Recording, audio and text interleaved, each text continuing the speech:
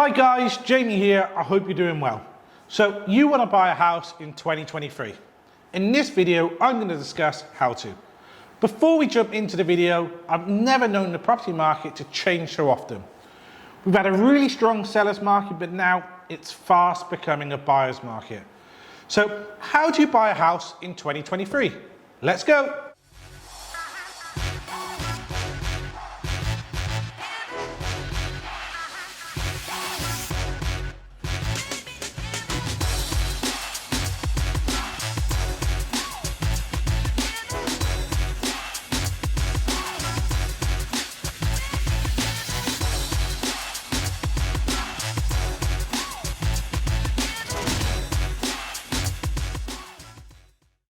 I would say you need to be more prepared than ever before. Unfortunately, we see so many buyers fail as they're simply not prepared. Sellers and estate agents are becoming frustrated with transactions falling apart due to purchasers not being proceedable. Simply having a decision in principle is just not good enough anymore. Let me explain why though.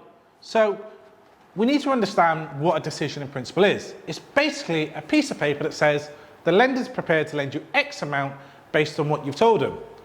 The lender will have criteria around income, which they wouldn't have gone through with this stage, like overtime bonuses. They will also have criteria and lending policy against property types and construction types, which they won't know until you found the property and you've had an offer accepted on it. Let's remember, your mortgage is probably your biggest debt, which is secured against your most valuable asset, your home. Probably the most important step in purchasing is getting the right mortgage lender for your circumstances. The bad news is probably the easiest mistake to make.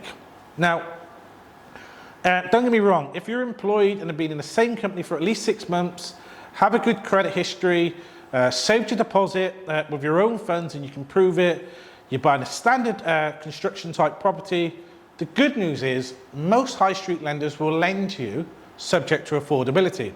Okay, what if you don't tick all the above boxes? Let's be honest, most of us won't tick all the boxes. You may be self-employed, a contractor, in the probationary period, your income could be made up of bonuses or overtime, the property may be non-standard construction, for example. There's lots of moving parts to get wrong. So, you really need to make sure you understand the mortgage basics before you start looking at properties.